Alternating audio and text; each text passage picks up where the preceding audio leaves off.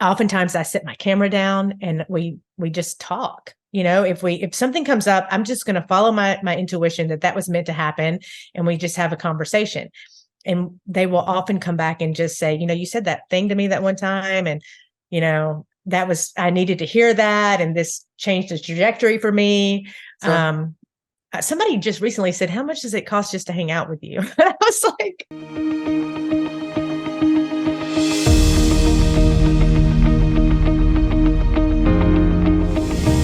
hello, and welcome back to the Studio Takeover podcast. I am here today with none other than Judith Hill Levinson. Judith, welcome. Thank you so much for having me. How are you? I'm great. I'm so excited you're here. Me too. I've just adored watching your growth over the past couple of years, and I'm so glad we had an opportunity to actually make an appointment to get together for this podcast, because you've just kind of done this, okay, I'm building. And then, I'm in motion. Yes. Oh, I have to discover these new boundaries I have to set because I want to scale, but oh dear. Right? That's right. Yeah, exactly. And also I think, you have helped me tremendously just through your own mentoring and coaching over the past couple of years. And when you start a business, you invest in yourself, and you have to keep investing. And a lot of times that's investing in education or someone that can help coach you through the oh shit moments, as you just said. How do I do this? Show me the way. Oh yeah. Well, and for those of you listening, I cuss like a sailor, so you're probably going to hear a lot of that if you tune in and subscribe to the podcast. But no, I'm glad you mentioned it. When you start a business, it gets really exciting when you're doing all of the things, right? You're learning about SEO, you're building a website, your insert thing here. But I also feel like you kind of hit a point when you hit a stride, right? Mm-hmm. And all of the things that you're putting in place, they actually start working. Right. Mm-hmm. And it kind of works like passive income streams, right? The more you can diversify, not your focus necessarily, but how you communicate with the world and market your business and all of the things, you do have to I have to take a moment and invest in myself if I want to continue to grow. And those investments, I remember I had a coach for 1 year that was, around $2,800 a month, something like that. And I wanted that mentor that I was going to be working with to be somebody outside of the photo space. And I'm in the groups like that as well. Yeah. And you actually come to the photo space with that kind of economic development piece. And I'm curious, are you mentoring other photographers now, or are you still building your business and kind of bringing that into the fold in how you operate? Sure. So for those of you that do not know me, I had a 14-year career in economic development where I was on the team that built the skyline in Nashville. And if you've been to Nashville lately, you probably don't recognize it. I don't even recognize it. It built itself now.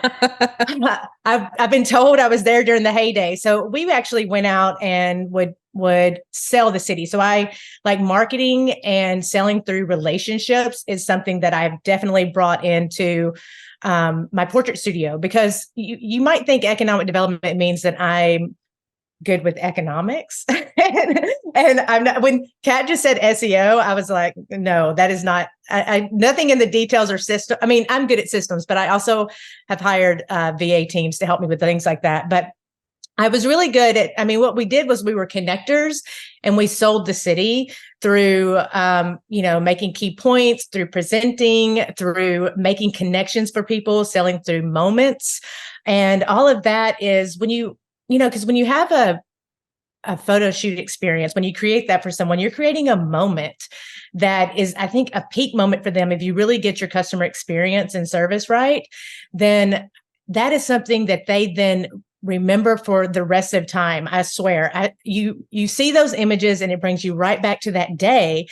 And when you can do that, it really can build the momentum of people talking about your business. So everything I've ever done really, and I learned that through through economic development, was relationship selling. I just booked a client that I photographed yesterday because I photographed the CEO of the tech council. And that's a relationship I've had since my chamber days or my economic development days. But I didn't know her then. She hired me, and then the woman saw a post that she posted about her experience with me, then went to my Instagram and website and saw other people they knew that were leaders in the community that had photographed. And she was like, it was a no-brainer. We're going to be in a publication. We had to go with you. So I would say that, that's kind of how I can bridge the gap of like, what did I take from that job in economic development? And for those of you that could possibly be in a job that you're looking to transition, I was actually really happy at my job and loved all of my coworkers. So it was a little bit harder to make that jump, I think. But at the end of the day, you just have to follow what is lighting you up. And if you're not lit up somewhere, you've got to follow the thing that's lighting you up and just bet on yourself. Oh, sure. And that's and I'm bringing that up because yes, I am mentoring other photographers. I also run a small mastermind that's part of a bigger organization called Brain Trust, but it's women entrepreneurs, and we're there to help each other grow and scale. And I'm the only photographer in the group. I actually run the meeting, but it's just a diverse sector of women that are running their business. And honestly, we all have the same problems and issues, and a lot of it's boundaries, and we're all time poor, and like taking the time to invest in yourself with a coach can sometimes seem difficult when you're barely making time to go to the doctor because you've got so many things going on. But it's just, you have to do it because you can only go so far. You're going to sabotage what you're trying to do until you get help, I would say, because you can only do so much by yourself. I mean, in a portrait studio, you are the CEO, you are the business owner, and you are the talent.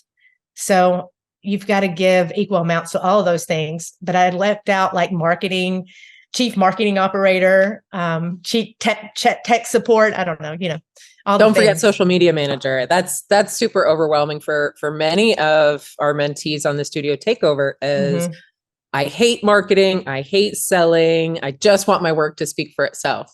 I was doing a lot of kind of journaling through some of those pieces that people feel and kind of getting back into that space where I remember feeling it. Yes. Like it can feel like a lot like, oh, okay, I've got Instagram. Oh, and now there's Threads, and then there's Twitter. Do I even bother with Twitter?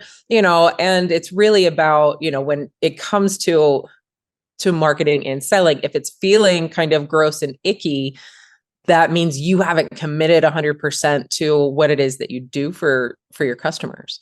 And I use customers and clients kind of interchangeably, but really client is defined as more of like a consultancy, and customer is defined as like a transaction.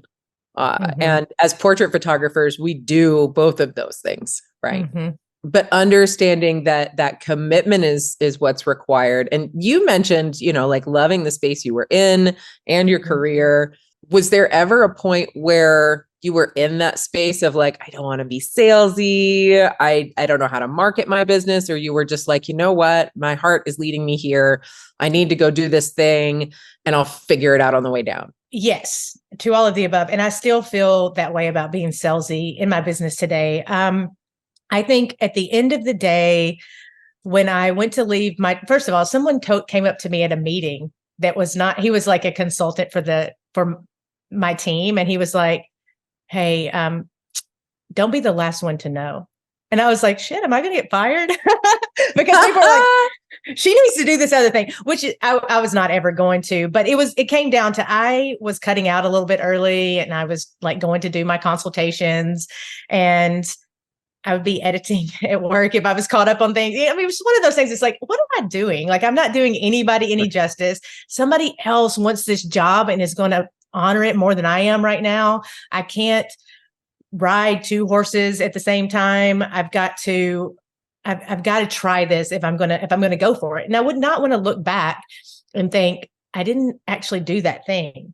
And there were moments where I was just, I just wasn't lit up, and so I just had to make that move. As far as like The marketing and selling. I just try to talk about my clients and the experience. Social media definitely gets overwhelming for me. But it's like I guess, the way I look at it is it's the thing I'm going to pull out and show people when they ask me what I do. So it's basically my digital business card. And if I go on there and I just talk about the stories of the clients or the experience or what it means to me, why I'm doing what I do, which is to celebrate other people's lives and cultivate their confidence and give them this experience that has a ripple effect in their life. So to your point about, can my work just speak to itself? I used to have a website for the longest time that was just all of my beautiful photos. The homepage, you go there and it's all my pictures. There was no messaging until a few years ago. And I can almost mark that a couple of years ago to where the momentum really started happening. Because if you go to my website now, it's going to show you those images, but it's going to tell you what I believe is meaningful, like what a portrait experience is all about. And it's about self-realization. It's about transformation. It's about reconnecting to parts of you that you may have forgotten about or you don't see, because you don't see yourself every day, because we're all on this like hamster wheel of like in the grind. And so you don't stop and really like hold space for yourself or make time to do so, or have a day where you're cared for and pampered. So on my website, I talk about that. And then I say, here's the Judith Hill photography, a JHP ripple effect. And I can say that with confidence because I've heard it said back to me over and over again. Like I carried myself differently. I had a client that this was a branding session and she was like, whatever you cultivated in me that day, I left there and had the best sex of my life. And I was like, can I put that on my website? She was like, please. She told a whole group of women that on a Zoom once. And I was like, rad. But I was like, she just had a branding session. Just imagine if you did something else. But that feeling, that's what you want to talk about.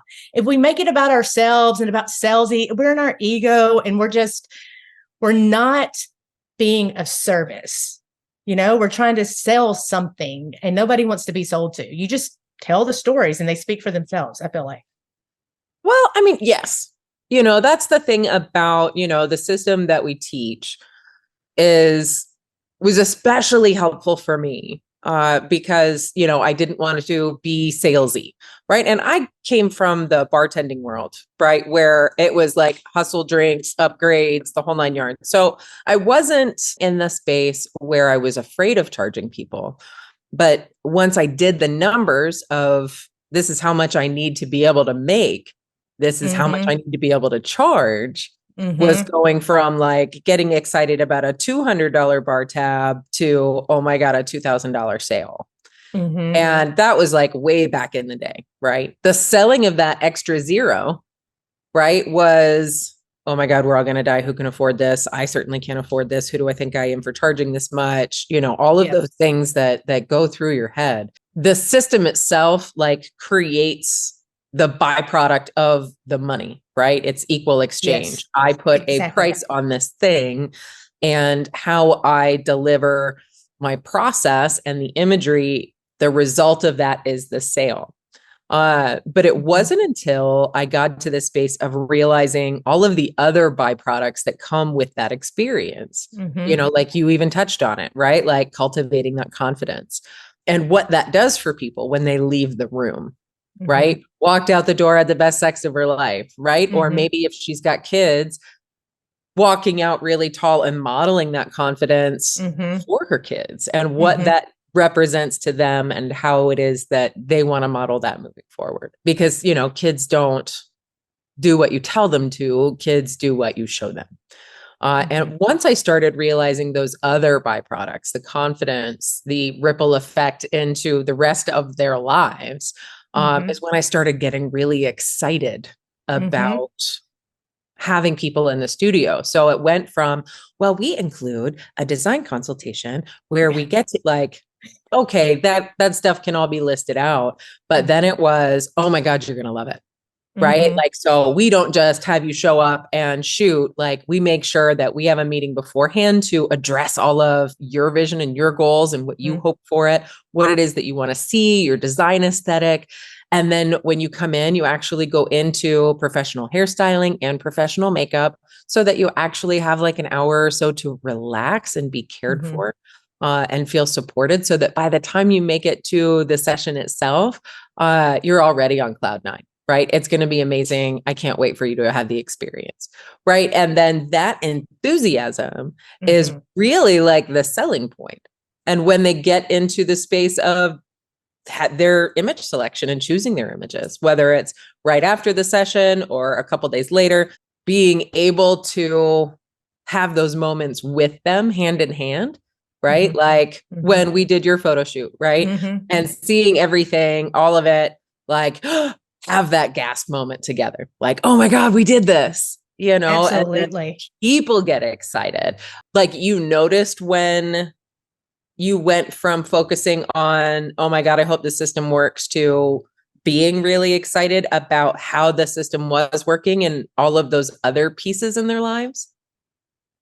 Yes. I mean, I think, and number one, before we talk about that, if you're a photographer, you need to have the experience for yourself. You'll understand it a little bit more. I mean, it is worth the investment in walking your talk, and also having images that you can use in your own marketing and things like that. But I mean, definitely have photo shoots. Oh, yes. You know, I mean, well, and that can be, you know, like when I remember coming up, it was like I was on an education platform and would start making friends that were a couple hours away from me, and we would just trade, right? We would go to one another's studio.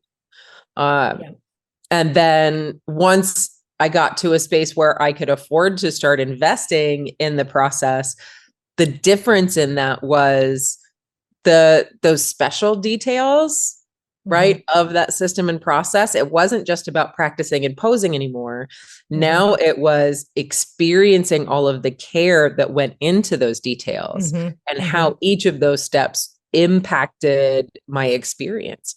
And I think once that happened, at least for me, that was when I started like really dialing in on those details. And I am not a details person, y'all. I am Gemini and like through and through, you know, I'm a manifester and human design. Like everything about me says just visionary, big picture. But once I was able to experience that for myself, that's really when I was able to hone in on those details, because those details had the benefits of the vision. As you were talking, I was just remembering sitting in a coffee shop with a group of other photographers that wanted to go full time. We were all trying to figure out pricing and cost of goods, and do I multiply that before? And like, oh my God, I can't charge that. I would never pay for that. And then I was like, just earlier this year, I was like, here, Kat, here's all my money. No, I'm kidding. But anyway, I ended up getting there. And I will say that I do think when you can, this is one of the things that I was able to wrap my head around as far as marketing, selling, pricing, and getting to a price point. So first of all, we are creating something from absolutely nothing. It is a vision that we have in our own head that we create with our own hands using this piece of equipment called a camera, and we take it through a process. Think about it. You just created something out of nothing that is going to be invaluable to that person, because that is their legacy. I asked my father recently, what is your favorite family heirloom? And this was honestly one of what he said. I remember he has this old black suitcase that his mom kept all of their like family photos in of generations. And she sat down with him and they would go through every picture. She would tell him who everyone was. And when he was 7, and that kind of, he's now like a family historian, so to speak, but we still have that box. And that's one of the reasons I do the graphy boxes, because I remember that suitcase that had all those pictures in it. My dad took time a few years ago to write on the back of every single one of them of who they were and where they came from. Like, that is evidence we exist in this world. I know who those people are because of those photographs. Now they're just more candid, like, you know, the little Polaroids that came out. And whenever the turn of the century was, whenever the cameras came and people were able to sit for a family portrait.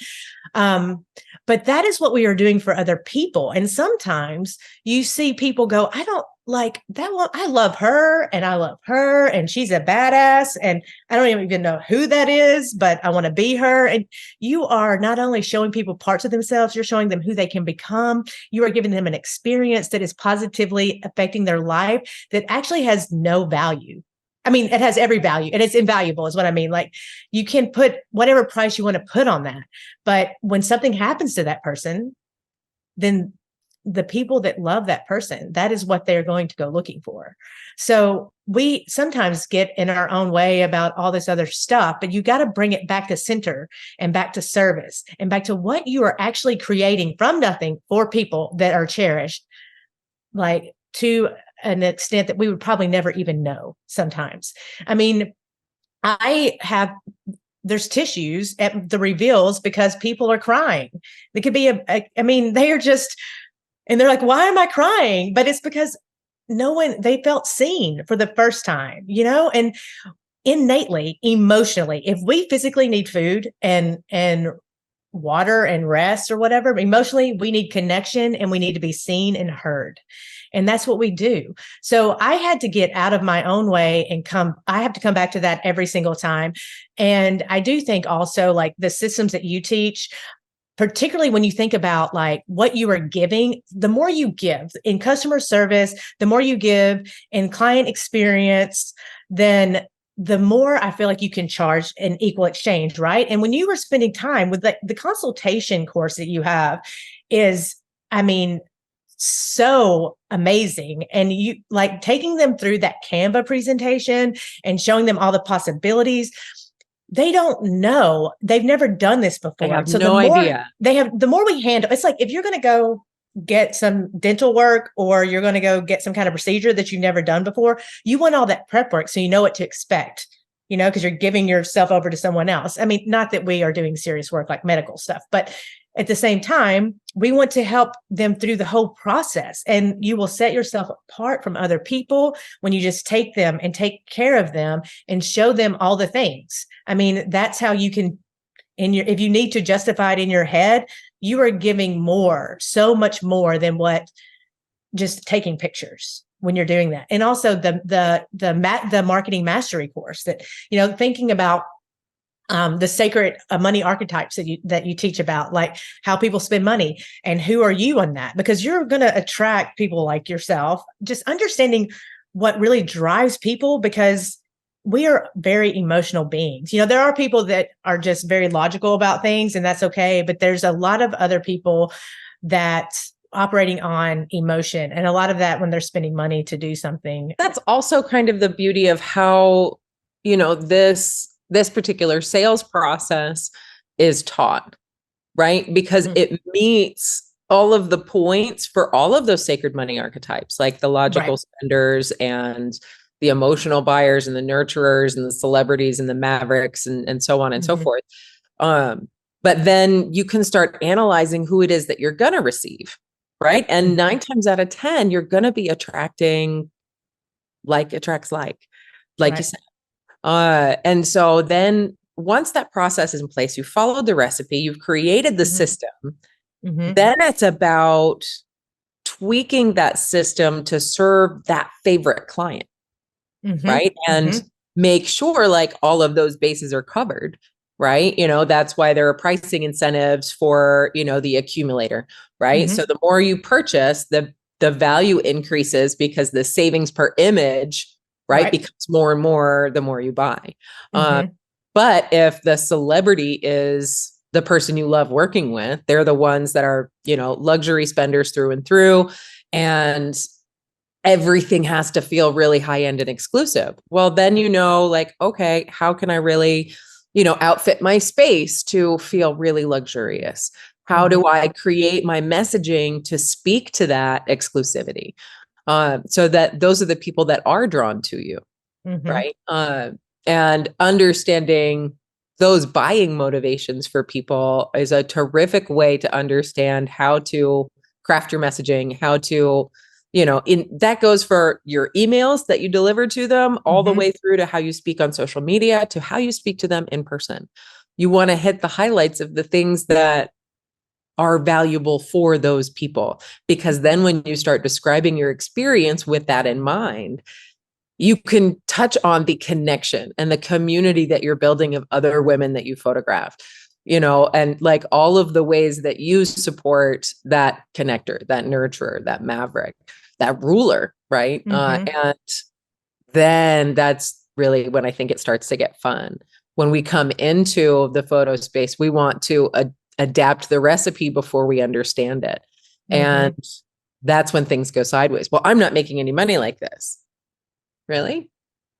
What are you doing?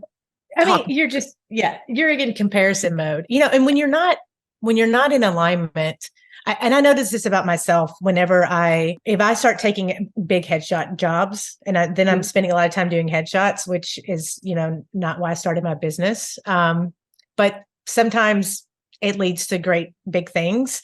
But when I'm doing a lot of it and I'm not getting to do my photo shoots, like, the combo, the boudoir, the branding, I start comparing myself to other people. Ooh. I start getting in my ego because I'm not more. I just realized this like last week. Seriously.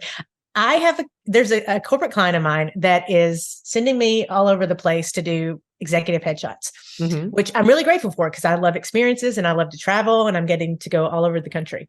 I just come back from New York and I had a great trip. And then I was like, I have all these images to go through and everything. And then I started to compare myself online and I was like, oh, I'm in my ego because this is like, even though I'm so grateful for this job and I wanted it and it sounds cool, it's cool and it's fun. It's not like my true heart wants to be in the studio with one person, giving them this experience, connecting with them, having meaningful conversations. Oftentimes I sit my camera down and we just talk. If something comes up, I'm just going to follow my intuition that was meant to happen. And we just have a conversation. And they will often come back and just say, you said that thing to me that one time. And, I needed to hear that. And this changed the trajectory for me. Sure. Somebody just recently said, how much does it cost just to hang out with you? I was like, that's pretty sweet. But because my love language my is day rate is my day rate. Yeah, exactly. But it's so anyway, you have to really get into self-awareness and pay attention to those things that I'm paying attention to. Like I'm getting irritated or resentful. I don't know. So like I'm not getting paid. Well, you know what I started doing recently? Every time I get paid or every time I even pick up a penny on the street, I will just feel gratitude and I will say thank you. And I will list off all the reasons I'm grateful, all the reasons that I want to build wealth. And a lot of that has to do with like, I want financial freedom. So we have a stress-free life in our household. I want to be able to give my nephews and niece like experiences. I would love to take them anywhere they wanted to go in the world when they're old enough. Like these are the reasons that I want to give back to my community. I want, it's not selfish. It's well, and there's nothing wrong with selfish. Can we just quash that? That's true. I mean, no, there's nothing wrong with that. And also I just want to say that because I started doing that just randomly, we sold our house. We moved and the person that bought our house was like, hey, Judith, they called and said I had a check from the treasury. And I told my husband, I was like, see, look, I've been saying, bring me more. And I'm grateful. And then there's like just random treasury check to my Judith D. Hill. I was like, oh yeah. I mean, it's not a big check, but I was just like, see, money is everywhere. It's all coming from you and to you. And you just got to bring it back. You got to bring it back to the reframe. And then if you're not creating what you want to create, go out there and create it. Create a campaign. Create a promotion that does something that you want it to do. When you work for yourself, there's no limit of how much you can create or how much money you can make. No limit. It's you. It's always you, It's always. I'm glad that you brought up the comparison and the resentment, please. Like when I start feeling like martyrdom, like I can't believe like I have done X, Y, and Z and so is getting all of this attention and blah, blah, blah, blah, blah, blah, blah. I should be doing that. And that's when I know I'm out. right? Yes. I am out of alignment 6 ways to Sunday. And it still happens to this day, right? Like, Absolutely. and I know that when that occurs, I'm like, oh, what boundary didn't I hold? Exactly. Right? What is it that I envy about that situation? If that other business, right, is XYZ and I'm doing ABC, like, what is it that I'm after there? Because it's not that position, it's the revenue, it's the experience, right? I want to be in Mexico. Why does she get to go to Mexico? It's cold, like here. Exactly. Yeah. Yes, exactly. And working with Sue, both in the photo space and in self-value, like that self-awareness has grown exponentially. And I have to come back around to it. And I do every morning, right? But that in that like daily journaling practice, when you do that brain dump of this is all the shit that's in my head and that I'm feeling right now, like get it out onto paper and then actually objectively look at it. Right? Like, well, my friend did X, Y, and Z, or I'm just feeling kind of sad today, or, I had a great day yesterday, right? Like more of that, please. And then on my way here this morning, even was in the car, like I get to go in and do a podcast interview and do a photo shoot and, like listing all of the things I love about my day. That puts me in such a better space to even be able to have this conversation or serve my clients than holding on to any of that envy or resentment or martyrdom. Like martyrdom is my freak flag, y'all. When I'm in martyr mode, like somebody should just feed me. Like just hand me food, give me an egg or an apple or something and be like, have a seat, go eat something. Because that's when I know I'm overextended. I'm not holding boundaries and I'm not caring for myself. Yes. I mean, and here's the deal. We show up as the whole person. So whatever's going on at home is going to come at work. Whatever's going on at work is going to come home. And it's just, you have to really catch yourself. You have to get that awareness piece there. I mean, and also there's like things that maybe your strong suit is not to do those things and maybe figure out how you can transition. So like I just had my Beyond 40 Revolution celebration. Oh, fun. It was awesome. It was so awesome. It was really great. And what I kind of had to reframe even that, because, all right, in wealth dynamics, which for those that do not know wealth dynamics, it is like a personality test for entrepreneurs to kind of tell you, it's very deep, but it tells you like the path that you need to be on to build your wealth. All right. So you have your primary and then there's wings. So the wings are on each side based on like the little diagram they have. So I'm a star profile with wings of creator and supporter. So I was in the minutia of planning the logistics of this thing. Like I was like pulling your hair out. I was like, oh, and I don't want to make a decision because I have a Libra moon and it's hard to make a decision sometimes. But Justin helped me a lot. He did the food and everything. Like I was just, please make these decisions. But and even creating the book, which I remember talking to someone else about, like the 40 over 40 book. And they were like, oh, that was so easy. And I was like, oh, the details of going through these questions. And I was missing the point of the whole thing because I was in this place I wasn't supposed to be in, which is the people that do all the detailed things. I'm supposed to just show up and be the star. And I did that really excellent. And really, that was one of the first events and experiences that I was like, oh, I see this wealth dynamics thing perfectly now. Like I don't need to manage anything.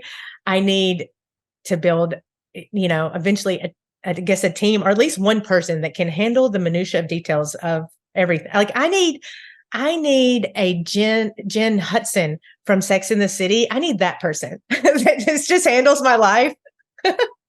That's what I'm looking for, Jen Hudson. I just need somebody to manage me. Exactly. So, and I have a VA team that's great, but they're not here. The point being is that I'm self-aware enough to understand I was missing the point of the whole thing. And reflecting back, it was not only a celebration of that project and those women and their bravery to share their story. But it was also accumulation of everything I was ever trying to accomplish with my portrait business. I mean, it was a celebration of what I do all the time, not just in that project. I do that for everyone. And it was a great just celebration of that.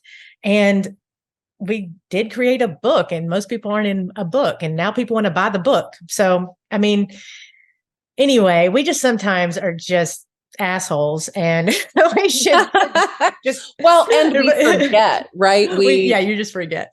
Well, you forget because you don't necessarily, especially as a solopreneur. Yes. Right. You get into that space where you're like, okay, it's cool. We're going to do this and this and this. And then you sit down to build a magazine or a book and you're like, whoa, illustrator. Overwhelmed. You know what I mean? And the details and the minutia there. And you're like, oh, I probably should have blocked more time on my calendar because this is a bigger project than I anticipated. Because you're so used to just kind of winging it. You've got your process on lock for your customers. Yes. The back end of those things, like, really is a lot of work too. Knowing that about like your wealth dynamics, right? Like wealth dynamics is terrific because the whole purpose of it is like your path to wealth is through your strengths, not your weaknesses. So as a star creator, that's all vision and connection. Exactly. And that's exactly all who vision I am. and connection, Exactly right? I am a creator first, star, and mechanic. And so I am systems all day. I can show up, you know, Beyonce style, right, when needed. It's a lot of fun. People are magnetized to me when I do that. And as a creator, it's just like vision and go. And then when you start adding those other profiles like human design, and thinking like, oh, I am just supposed, you know, as a manifester, right? Like 7% of the population or something. I think I'm a manifestor. Supposed to go do whatever it is that I want. I'm just supposed to go and do. Right. But that doesn't mean you won't need support. And when you're coming up in your business, everything is you. So if you're a details person, the vision of where you're going, that end game, that exit strategy might actually be eluding you. You're just like, right now, I just want to take photos. I want people to have a great time and I want to get paid. Exactly. Right. But if you're a manifestor or a creator, it's, I want to create in a beautiful space and wear leather pants and a spider belt. And I want people to talk about me from the rooftops. And then one day I think I'm going to sell it so that I can go on permanent vacation, whatever. But understand that where you don't have the details is where you need support, or vice versa. And, you know, I'm a person that also does a lot of, like, I realized this summer how big that project was. I just thought like, oh, this is going to be just pretty easy and simple. Like I had this vision of what it was going to, the vision actually came to fruition exactly how I thought it was going to. I mean, a lot of times that you look up and you're like, oh, I did it. I did that thing that I was trying to do. Or I am doing it. That's a really great feeling too. Yes, I am doing it. And that's really great. But I think what I tried to do was do the 40 over 40 or the beyond 40 revolution, because I stopped at 51 eventually. The thing would have just kept going. So that project, and then just running the studio, and then also I really do love the mastermind components, and I love helping other entrepreneurs. So I'm looking at creating like online mastermind. That has not happened. Like that's been shelved because for now, and hopefully I would like to launch that next year through like a course mastermind of some sort. I'm fleshing out the details. There's a framework, but I stopped because I was trying to do too much. I can't do that all. I cannot do all of that. And I think, and that's where you get overwhelmed. That's where you get burnt out, and you're just not showing up as your best self. And as you have said a lot in your teachings, is you are the goal, you are the purpose. I am the goal, I am the purpose. And when we get bogged down into the things that we don't actually need to be doing because we can't do it all, that's going to come up, and then we're going to get distracted, and then it's going to show up in our bank account or in our client funnel. And I hate to say client funnel. I'm going to have a Double Your Dollars Black Friday deal again this year. And I get stuck on the word sale, like going back to that first No, conversation. I'm very averse to the word sale. I'm like, I can't use this word. We need to use deal. I'm like, anyway. And then I'm sure my VA team is like, she's crazy. But at the end of the day, I just view that as devaluing. It does. I think well, because it trains. That's the thing about sales is the second you give one, it trains your audience to wait for them. So even if you're giving them an opportunity to do business with you throughout the year, they're like, well, last year she did that. I'm going to wait until November and then I'll get photographed the next year. And then, like it just perpetuates. So it's really like exclusive offer, right? Yes. Is better terminology, like deal, sale, like you're not Walmart. Right. Yes. And so even in structuring something like Double Your Dollars, it's not like I'm going to take $3,000 of your money right now. Like you want to make sure that there's a cap on it. Have a cap. Yeah. So that, you don't run into somebody handing you $5,000 like today. Awesome. And then they want $10,000 next year. And you're like, oh, that money's gone. Right. Give them reason to spend more. Yeah, exactly. But no, I love how much success you had with that last year. I remember doing that. You were part of a mastermind that I was giving. And we talked through and I am the campaign queen, right? So I can put together a campaign for just about anything because a campaign is nothing more than a reason to do business with you that has a depth. And sometimes it can be price motivated or have that be a part of it. But it doesn't have to be. And the way you set up the Double Your Dollars is like, they can have more for your retail amount, which is what I really loved about it. I was like, yes. Right. Because if they spend $400 with you, they get $800 and your packages are starting at $2,500. Well, go on, sister. Like, yeah. That's it. Everyone bought more than what the credit was worth. Sure. And I was literally just standing in my kitchen like, oh, I don't want to be like 50% off. What do I do? And then I was like, wait a minute. You get double your points for things all the time, like your credit cards, Starbucks. And I'm like, well, let's just double the dollars and put a cap on it. So my highest package is $4,500. So the cap is $2,000. Awesome. And also I'm not one to like push on my stuff onto people, but we blasted them like through the newsletter. I only did it through my community because again, like I've tried things before, and if people don't understand how you operate or what they're going to get, they're going to buy something and it's going to fall flat. That has happened so many times with Mother's Day for me, with husbands buying it from moms that have no idea, but they maybe experienced me through a branding or a headshot or something. So I think it's that relationship selling. And when you talk about relationship selling, it's a long game. That's not like selling your friends and stuff. It is, you are building a meaningful relationship. You are connecting, you are giving to them, they are giving to you.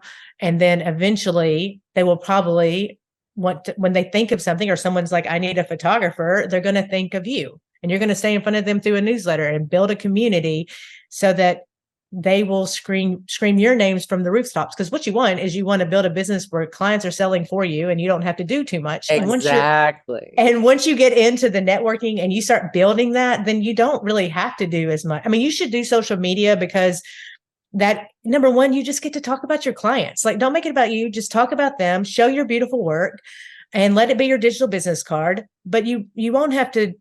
Eventually, when you've been there long enough and you've built up a relationship and a reputation, your books will just stay like pretty consistent. I mean, that's what I've experienced. I'm sure you've experienced the same thing. I mean, I've always approached marketing, like there's online marketing, there's in-person marketing. And I do put a lot of energy behind social media marketing specifically that, drives to the website always. And the website is, home. Exactly. But the idea with that, photographers, we get so bogged down with like, it just takes so much work to create content and la, la, la, la, la. I'm like, that song, like everything is content. Everything is content. A is true, but B, your social media is meant to speak for you when you're not in the room.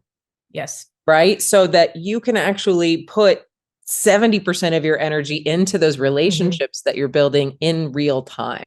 So whether that is sponsoring events, attending networking meetings, going out for a drink with a colleague or a client, that's really where the rubber hits the road, because those relationships are what are going to open up the speaking engagements and additional followings and the opportunities. You know, we shoot for the chamber every year for their annual award ceremony for women in business, and they have multiple awards. But our sponsorship level, you know, means that we get to connect with every single nominee and photograph them and, you know, the potential for sale in addition to that. And now my associate photographer shoots that, but it's such a great opportunity to deepen those connections. And it's not the same as showing up at some random conference and shooting headshots like every 15 seconds. It's, they get an entire session with us, right? And now all of a sudden we are very deeply connected with the women in the community that are making a difference. And then, you know, it becomes like walking portfolio. But then the social media comes back in, you know, during the shoots is just behind the scenes reels. After the shoots, we'll start dripping out like the winners and the congratulations, right? So instead of it just being like a 2-month shooting fest, right? Now it's 2 months of shooting with content for 4. And then they see it and they respond in kind, right? And then when you see them out in public or connect with them with an invitation, like all of this stuff is meant to work in concert together and not one over the other. So it's not, I post on social media and nobody calls me, right? Like how many times have we been down that road? Right? Well, correct. Yeah, social media isn't there for just for people to pick up the phone because you don't want to go out into the world and have lunch with someone. So like you were saying with the digital business card, it gives you credibility to have that body of work available for people to reference when they're considering working with you. Yeah, exactly. And I, you know, when we talk about building relationship, you build it in person or you build it online. And so I think also I've struggled with hiring out someone else doing social media because there's a clear distinction. I have my own voice. I talk about my clients in a specific way that's very authentic and which resonates with people. So, because people could go to your feed and they could be like, these people are probably models or whatever. Like, you know, they're just, oh, this is gorgeous or whatever. But when you write something meaningful, then that resonates with people and people watch it. Even if you don't get likes, because I know the algorithms and all the changes, whatever, like don't get all upset about not getting a lot of likes. People still see it. Even if they don't like it, they go back to it and they know. I mean, there are people that is, I've been following you for years and I'm asking for this for my birthday or what have you, but people are watching and people are showing and other they're people. Dreaming about working with you. Yes. Right. Absolutely. When you hit the status place of being the dream, look out. Look out.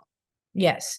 Yeah. So, I mean, I know it's a lot of extra work and you can have things that help you. I wouldn't use all AI to do social media posts. There is a app called Preview that lets you preview your grid. And so you can look at that visually and plan your post from there. It also does have AI components where it can suggest hashtags. Oh, cool. It can do like, you can scroll through and you can be like quotes of the day. It has like themes and moods and it can help you write, but I would still put your own spin on it. But there are so many tools now in this day, like that can really help speed up your process and still be authentic.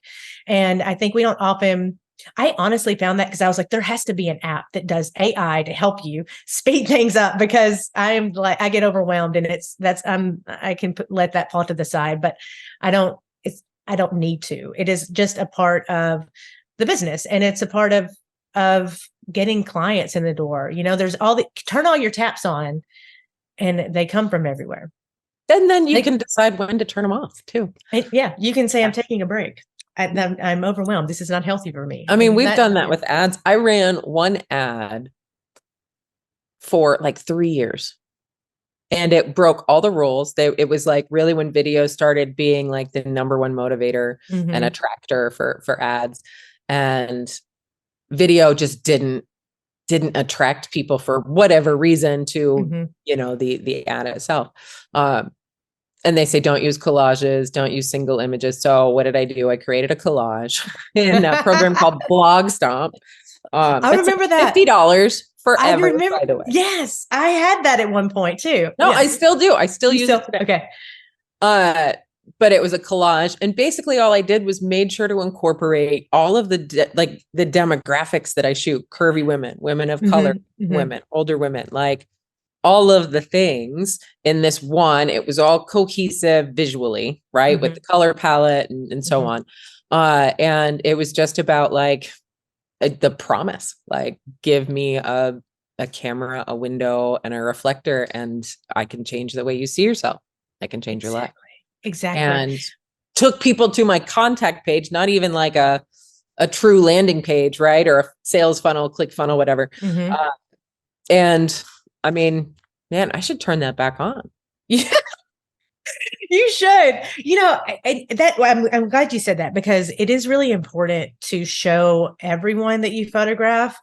I used to get caught up on just like wanting to post portfolio build images or something that I photographed at a conference like TPM or WPPI. The people that are going to hire you aren't going to resonate with those models necessarily, unless, well, TPM is really good because now we have all types of different demographics that we can photograph. But it is important. Like I said, I mean, we both have experience where we posted just our regular clients that other people knew and wanted to book because of that. So even if it's not, I mean, I think just post your work regardless, just post the people, talk about it, and people resonate with that, and they're going to book you. I mean, they just are. It can be an immediate game and it can be a long game. Well, it's both. Right? Yeah, it's both. It's absolutely both. And there's also people, like, don't underestimate just other places too. So there was a woman that came to be photographed by me from Huntsville. And she was looking for something specific. Like, she didn't want to do full on boudoir, but she wanted it to be more magazine, and she couldn't find it. Anyway, she went on a search. Her son lives in Nashville, and she found me, and we started just talking on Instagram and DM, and voila, bought my highest package, and her husband was happy, and he couldn't keep her hands off of her. So that's what she emailed me. I keep getting these messages. Anyway. Judith, we might need to see about creating a book. I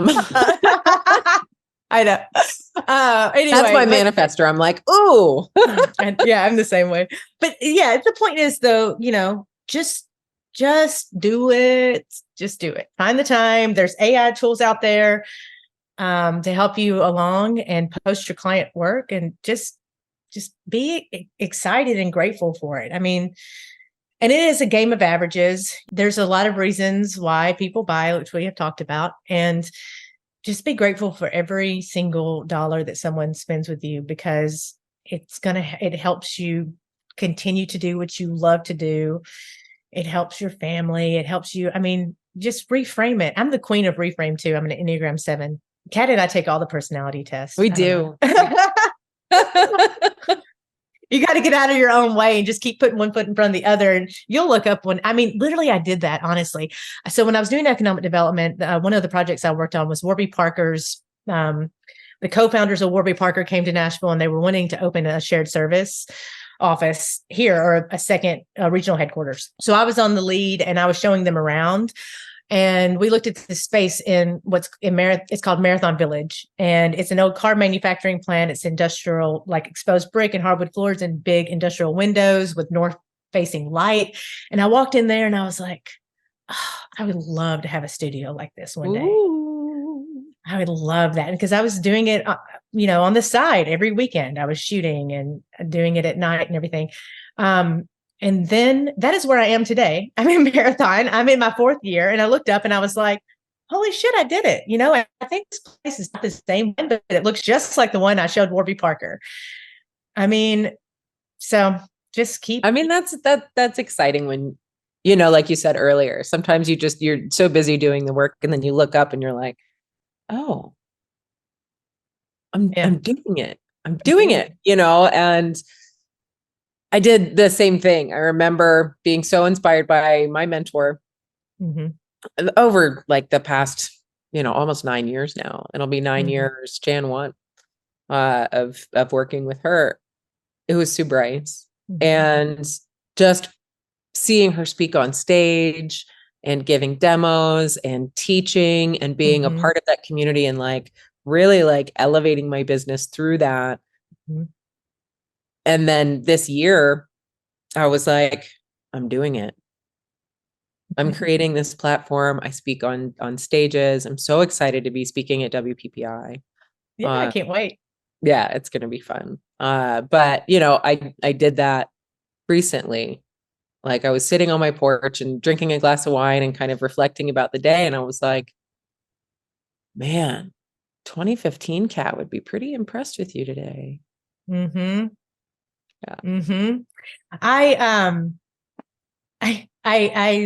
I'm a Peloton girl. I like to, so one of the things when we were talking about taking care of yourself and preparing, and a lot of times some of it's that gratitude and like it's happening, you know, you do a little dance and you sing a little song about yourself. I am the goal, right? Thank you. Yes. So I usually sprint on Wednesdays, but I was like, no, I got a podcast interview with Kat. So I'm going to sprint because I'm going to be hyped whenever I get there. And so I did my favorite sprint with Robin, this Peloton instructor. And she's always like, high five your future self. And she's like, you know, what is success? It's, you know, bringing the chair into the rooms you weren't invited to because you're like, I'm here. You know, I mean, it's just like unchain yourself. I need to look her up on Peloton. You should. I even like recorded this one thing that I'm saying to you because it's to this song that's called Hope. I thought it was Eminem at first, but it's not Eminem. He's not, I mean, nobody can compare to Eminem, but I think I know who you're talking about. Does it start with an N? Maybe. And the song is, I mean, it's very impactful when you're sprinting. Because I listen to it sometimes in my car and I'm like, this is a little intense, but I also really like the song. But it's just talking about, anyway, you should listen to the song. It's really great. But the point being is that she's talking about betting on yourself. She's talking about high-fiving your future self. And also, this is another thing that like, I didn't really want to sprint this morning. I knew I was going to feel good after it. And it comes up in business all the time. And that is, don't wait until you feel like it. You just got to do it. Yeah. If you wait until you feel like it, you're never going to do it. It's just not going to happen. You got to just, that's where also, again, like the mentoring and the coaching, like someone, you're like, they're holding me accountable. I don't know why we cannot hold ourselves accountable. Sometimes we can't even believe in ourselves. We need someone else to be like, you can do this. But I'm working on being my own inner hype girl. I'm really good at hyping at other people. Like if I'm at a networking event, I'll be like, if they're like, you have 2 seconds to introduce yourself. And I'll say, I'm a professional photographer and hype girl. And if you've been photographed by me, you understand the hype part. And if you haven't, let's talk. I love it. I love it. Well, and you know, holding ourselves accountable to ourselves. Like I see it pretty much with every single person I've worked with. It's because, you know, there's the commitment piece, right? But it's the self-value piece, right? Well, it's just me. It's just me. I didn't get to it today. And that's not to say like you have to beat yourself up if your day just gets away from you. Shit happens, people, like that's a thing. But when the same thing is on your action list for 2 weeks. One of the things coming up in 2024, I'm going to start selling wall art, which, oh my God, I'm so embarrassed that I have not been selling wall art to this day right now. It has been on my list to order samples for over a year now, but definitely since the summer of 2022. Like, because I was like, yeah, I'm going to get this leather wall art and all that. Anyway, I finally ordered it last month. And I feel so good. And I'm actually like really excited to open this wall art. But yeah, I would feel real guilty about that a lot because I'd be like, why am I not making time? It didn't take me that long either. It was just, anyway, I'm very guilty of that. Just do it. You know, it's funny in the studio here, it's separated into 2 spaces. So one side was like the sales and production area, like where we would package up like the roller bags for the retail orders. And then this side is the studio side. But down the hallway was the artwork, right? So I had some like inspiration pieces from like Helmut Newton, but then our canvases were all down one side of the wall. And during sales appointments in the studio, we would be on the other side. Like I have a Vanity Fair wall over there that had like a whole couch set up. And when we got to the image selection, I would, like anybody who had expressed interest in wall art, even in passing, right? I'd be like, let's go take a look at the artwork so you can see it up close, blah, blah, blah. Well, that would kill the sale every single time, because what was happening was I was making it more difficult for people to make a decision. So they could just, you know what, I'm just going to do the folio box, or I'm just going to do the album. And like, that's not to say I didn't have great album sales. I sure did. Right. But it's because it was right there in the moment and they didn't have to jump through hoops to do it. Since then, we've actually moved the sales side into this side of the studio. And there's a setup, but with all of those samples directly in front of them. Everything gets shown on a television. So there's an acrylic, a metal, and it's all from Graphy Studio. And I just love sitting here and just like, just checking it out. But now it's not complicated, right? It's, you have the shoot here in the studio, and then you have a seat, and we bring you some champagne or some coffee, and you look at your images, decide which ones you love, which ones you don't, and how would you like it delivered? This is what it looks like. So yeah, I'm so proud of you for getting your wall art in place. I hope you get it hung. Oh yeah. Make it easy for people to do business with you, Judith. Like the main thing I do is the folio box, and I can talk to you all day long about why I love the folio box, because we've been to Graphy, to the beautiful castle, and then the factory, and you've seen people make it with their own hands, and it's high quality, and it's from Italy. So I can talk about that all day long. I just don't have, now I have wall art from Graphy that I can point to, because you're not going to get this at cost. They're not able to get the stuff that Graphy makes anywhere. Like you're not going to, Graphy is not a place you can just go online and shop with. Right. And they don't know they can't visualize it. They can't see it unless they can actually see it and touch it, and then they're like, ooh, what is this? I think if you feel good about it, like, I think that's where people get weird about the salesy piece about, I don't want to be like a used car salesman, like pushing things on people. Well, you don't have to push things on people. You just talk about it with the joy and love and with the love that you have for it. And then if you don't have love for it, then you don't sell that thing. I mean, if you don't have love for your work, then don't be a photographer. Go do something else. But, if you can love your products and what you're creating and understand that you're creating something from nothing, then that's all you have to do is just talk about it. You don't have to sell it. It's no hard sell. It's just like, here it is. Take it or leave it. Yep. It's just when you go into a store, if you don't buy something, they're not crying when you leave. I mean, it's the same. They're like, okay, bye. Here when you're ready. Oh yeah. And and when people are going through images and they're like not selecting them, and then they start apologizing, I just say, oh no worries. I know they're all good. It's just, you just get whatever you want. I'm here to help you narrow that down. Awesome. Well, Judith, where can people find you online? I am at judithhillphotography.com is my website, and at Judith Hill Photo is all of my social media handles. Fantastic. Well, guys, if you aren't already, please go give Judith a follow. Check out her Instagram, her digital business card, and feel free to connect. You can find her in the Studio Takeover quite often. Yes. And I want to see you all there. It'd be awesome. Yes. I love it. Me too.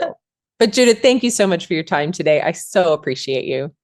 Thank you so much, Kat. I think the world of you, and I'm so grateful for all that you're doing now and all that you've done for me in my business over the past few years. So I just love you. So thank you for having me. Love you too. I feel the same. Bye.